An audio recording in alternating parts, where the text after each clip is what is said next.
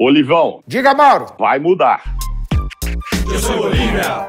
Editor desimpedido, su era sem limite, se não aguenta tá furido. Sou Bolívia. Ai, Brasil, quinta-feira você já sabe, é dia de BTS aqui no Desimpedidos, toda quinta religiosamente há alguns anos já, e hoje eu tô aqui com ele, Mauro Naves. E aí, Mauro, finalmente, hein, conseguimos entrevistar Sir Mauro Naves. Que isso, Bolívia, prazer enorme, cara. A gente enrolou muito pra fazer mesmo, mas estamos aqui. Ô, Mauro, é verdade que você também tem vontade de ter um talk show no YouTube? Quando eu saí da TV, você fica, bom, agora que caminho eu vou seguir? Necessariamente, eu não pensava mesmo em seguir o mesmo caminho, trabalhar todo dia numa TV ali, papapá. Cara, eu fiquei mais de 30 anos perdendo sábados e domingos aí, né, aquele churrasco com a família. Tem 30 anos que eu viajava muito, então eu pensava em fazer alguma coisa alternativa, uma série pra TV. Eu queria ter uma vida, pensava assim, de semi-aposentado, né? Tinha que trabalhar, pagar os boletos, etc. Mas não necessariamente nessa coisa do dia a dia, como eu fiz durante 30 e tantos anos. Então, um dos caminhos poderia ser, sei lá, montar um programa, um talk show, alguma coisa no YouTube. Mas foi demorando muito e aí eu direcionei mais para fazer as séries, com uma produtora muito legal, a Casablanca. E aí fizemos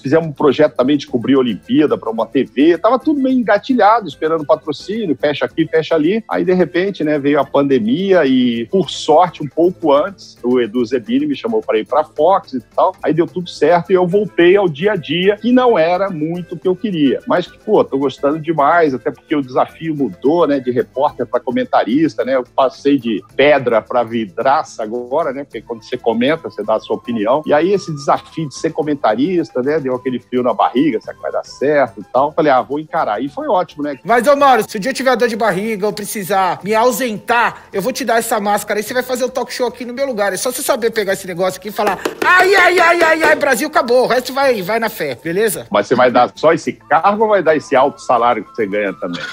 Vamos trocar o meu pelo seu da Fox, vai. Então a gente pau a pau, Mauro. Vamos mudar de assunto.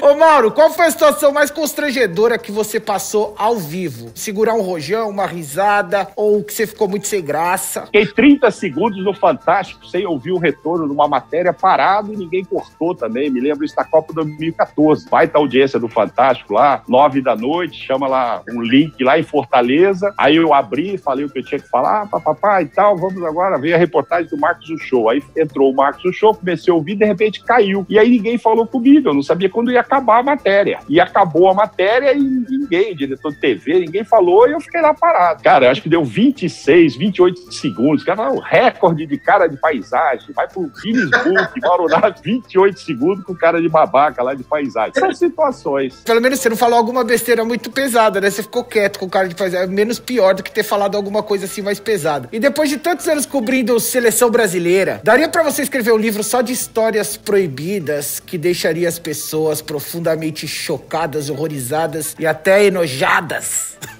Tem histórias engraçadas e tal. Você deve conhecer várias aí, os jogadores sempre estão te contando as histórias. Tem mais histórias engraçadas do que histórias que vão escandalizar tal. Um pouco de bastidor, né? Acontece, mas não necessariamente coisa escandalosa, não necessariamente. Já teve alguma parada que você apurou, ficou sabendo e você queria dar e que na época a Globo vetou, falou não vamos dar isso? E o contrário também, alguma coisa que a Globo queria que você noticiasse, que ficou sabendo e você falou, eu não posso fazer isso em respeito ao jogador, senão eu vou me queimar com os caras e tudo mais? Não, esse segundo caso aí nunca houve, até porque, assim, não tem essa também de se queimar, cara. Desde que comecei aqui em São Paulo, eu vim de Brasília pra cá, né? Meu primeiro chefe aqui, José Maria de Aquino, ele me dizia uma coisa que ficou assim pra minha vida toda. Repórter não tem essa de off, cara. Então não tem amizade com o jogador que vai justificar um off. Se não é pra divulgar, não me conte. Ele tem que saber que eu sou jornalista. Se ele contou, já era. Não tem essa de guardar segredo. Cara, eu me lembro, na década de 90, aquelas histórias de Marcelinho e briga aqui, Ricardinho. Eu tinha bastante intimidade com o Marcelinho. Ele era o maior ídolo do Corinthians. Mas quando dava uma pisada na bola, eu falava, não tem jeito, cara, eu vou falar. Ou você brigou com o Luxemburgo, ou brigou com o Ricardinho, ou não brigou. Pô, o ambiente está assim, Rincon quis bater em você na concentração, é verdade, não é verdade? Aí eu tinha que falar, cara, não tinha essa de esconder, porque é uma situação que você não publica, o outro cara lá na frente publica. Hoje não precisa nem esperar um jornal ou uma TV publicar, né? Rede social aí tem sempre o amigo do amigo, fica sabendo e tal. Então, assim, nunca houve necessidade, não, de esconder nada. Então, tive, sim, intimidade para conversar muito com vários jogadores, mas não é aquela coisa de ser amigo íntimo que vai em casa, que pede para ser padrinho do filho.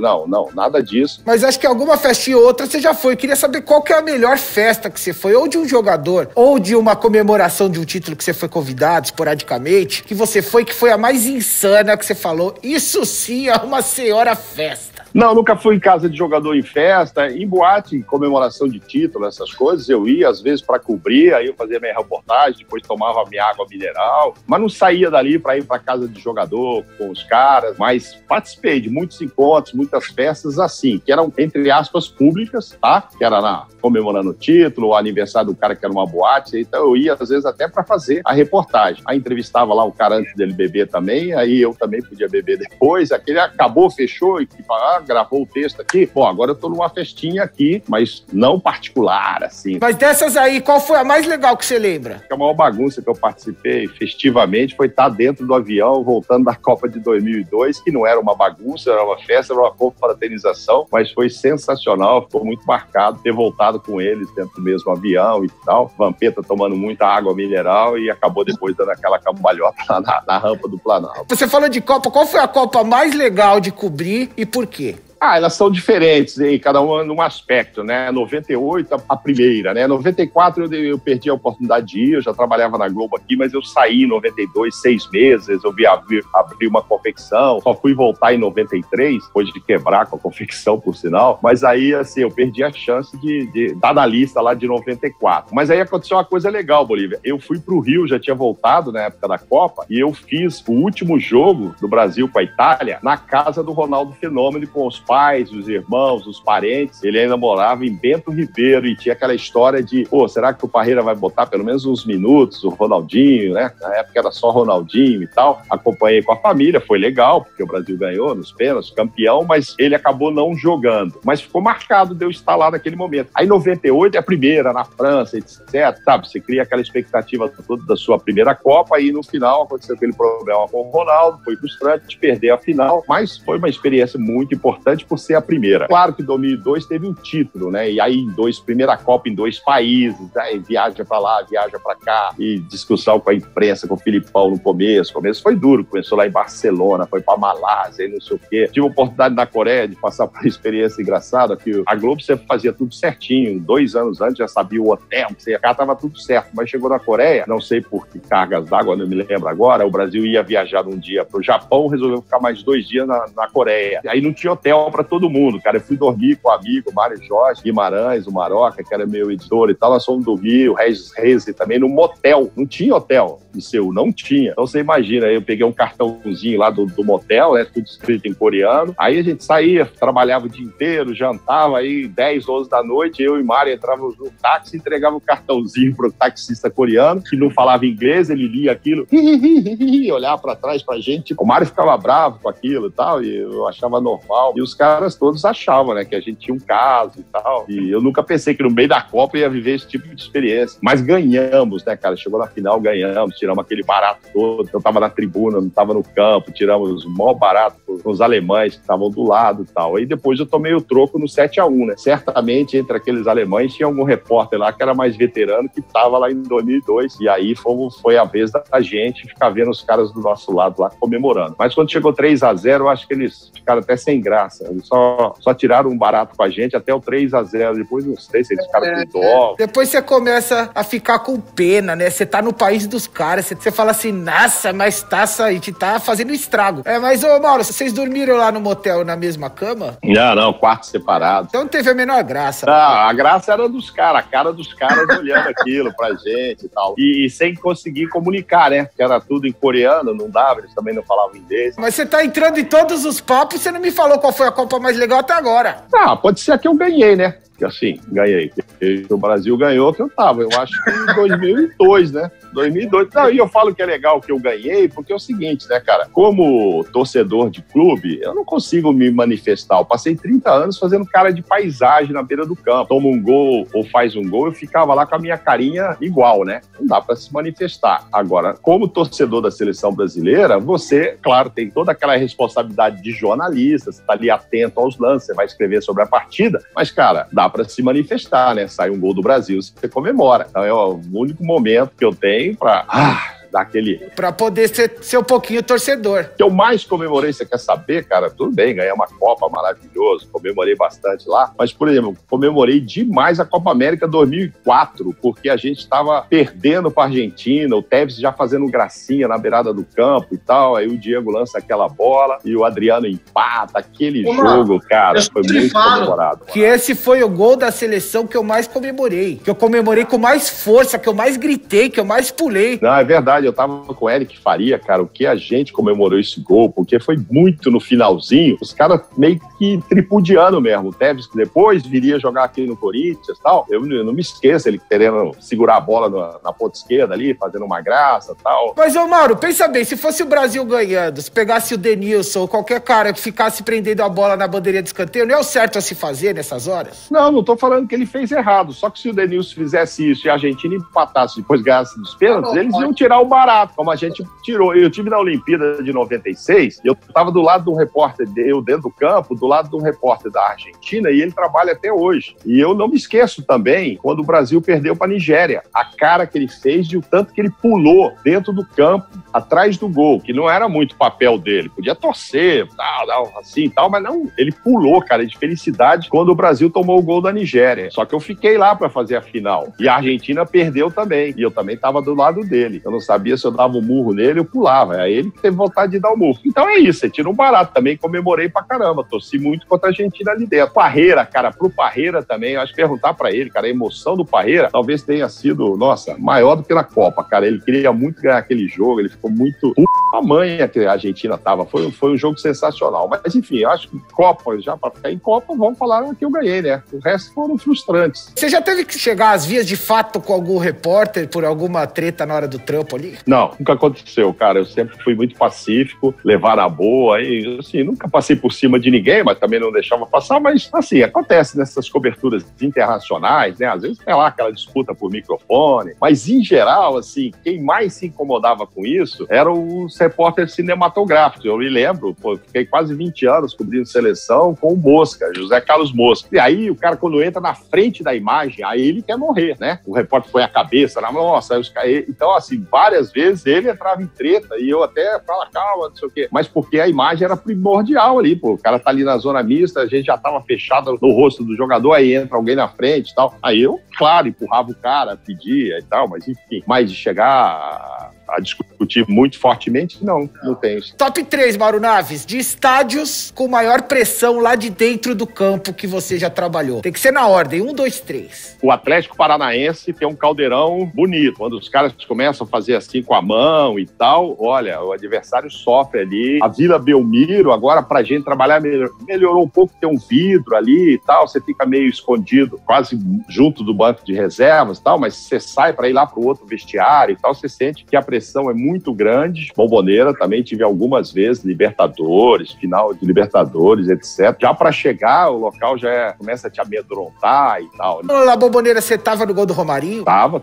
E lá é o seguinte, tem um local pra gente ficar, mas também é muito ruim, sabe? É muito baixo, assim, não tem local pra repórter que vai ficar ao lado do banco. No final do jogo, eu praticamente estava dentro do banco de reservas do Corinthians, atrás dos jogadores, né? Pra não atrapalhá-los, entendeu? Mas vendo por trás deles, mas praticamente dentro. Onde tem mais traíra? Em qual meio? Futebol ou na TV? A TV tem muito ego, né, Bolívia? Eu fico sempre preocupado com isso. Eu nunca fui vaidoso, nunca fui mordido pela mosquinha televisiva. Tanto é que eu cheguei aqui para fazer uma carreira, mas quando um primo falou que podia ganhar mais dinheiro com confecção, eu fui abrir uma confecção. Aí depois quebrei a cara e voltei. E, claro, e gosto muito de tudo que eu fiz. Mas tem o ego, né? Então, às vezes, a trairagem vem por muita vaidade, né? Não sei, talvez na TV mais do que no futebol. Talvez. talvez, pode ser. Vamos supor que você é o Bebeto. Quem que seria o seu Romário, o seu narrador Romário, que é aquela dupla teve mais química, que foi mais entrosada pra trabalhar de todos? Eu sei que deve ter muitos, mas eu queria saber qual foi o que mais teve uma parceria ali que encaixou o trampo. O Galvão Bueno, porque eu convivia também muito fora de campo com ele, quando acabava os jogos, jantares, etc. E eu comecei com muito medo, né, de trabalhar com ele, todo mundo, o Galvão e tal. E aí ele me aceitou muito bem, a gente teve uma parceria muito grande, fizemos vários, centenas de jogos e tal, e um parceiro, é um cara que até hoje é meu amigo, eu considero amigo, eu sei que ele considera também. E acabou surgindo o Vai Mudar com o Kleber, né? Hoje, às vezes, o cara acha que foi com o Galvão e tal, mas o tal do Vai Mudar foi o Kleber, né? Kleber, diga lá, Mauro, vai mudar.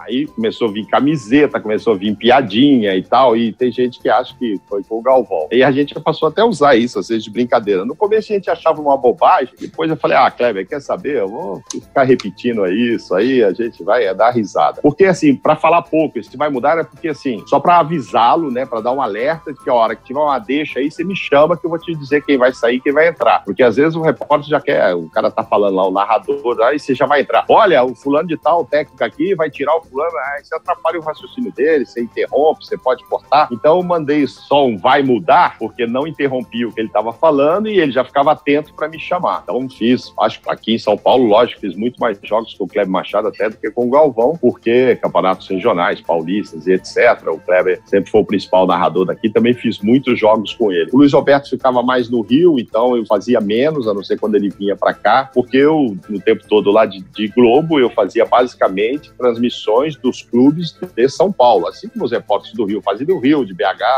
Rio Grande do Sul e etc. Foi muito estranho pra você, Mauro, mudar de emissora depois de tantos anos do lugar assim? Eu sei que é sempre bom ambientes novos, dar uma renovada na vida, mas no começo você sentiu uma coisa estranha por ter ficado tanto tempo na Globo? É um ambiente diferente, né? Além do que, eu mudei de cidade, né? A sede da Fox é no Rio, então eu me mudei pra lá e tal, arrumei apartamento, ainda nem cheguei a me instalar lá porque veio a pandemia e tal, mas como a sede é lá, então já é uma mudança não só de emissora, mas também de cidade e tudo. Eu moro em São Paulo há mais de 30 anos e tal. Aí você chega a um ambiente diferente. Mas a grande vantagem é que lá, e agora também na ESPN e tal, tem muita gente que eu conheço há muitos anos, né? Não era um time totalmente novo pra mim, mas é uma novidade, né? Óbvio, né? Você tá há 30 anos pegando seu carro, fazendo o mesmo caminho, chegando ali no lugar que eu conhecia todo mundo, né? Veterano da parada ali, né? Aqui eu fiquei vendo gente entrar e gente sair e eu continuando lá. Aí não, você vai para uma outra emissora e entra num outro time, é como jogador mudando de time. A receptividade foi muito boa, como tá sendo agora, né? Agora tem que trabalhar nos dois canais, então eventualmente a gente faz programas e a ideia é que a gente faça cada vez mais programas também na ESPN e vice-versa. E lá na ESPN também, mesma coisa. Uma série de pessoas que eu conheço, um time muito grande que eu conheço, dessas coberturas, enfim, do trabalho. E isso facilita muito para você se sentir mais à vontade. É isso, Mauro. Seco pra você. Quem é o melhor comentarista de futebol hoje, o melhor narrador e o melhor repórter? Não pode ficar em cima do muro nem ficar me enrolando, hein, Mauro Naves? Melhor repórter, Tino Marcos. Melhor narrador, Galvão Bueno. Cara, comentarista. Agora eu tô conhecendo os comentaristas da Casa Nova, né? Das duas casas. Então, assim, é difícil. Eu só assistia, entendeu? Então, vou ficar fazendo só referência à Casa Grande e etc. A Júnior, a gente da Globo, porque eu acompanhava muito mais eles, né? Do que Zinho, Edmundo, Calçade, etc. Então, esse comentarista eu vou deixar em branco, porque eu preciso conhecer mais os que estão agora, tanto na Fox como na ESPN. Senão, as minhas referências são muito do passado. Maete Mamarri fala que o melhor comentarista é Mauro Naves. Não, esse ainda tá começando.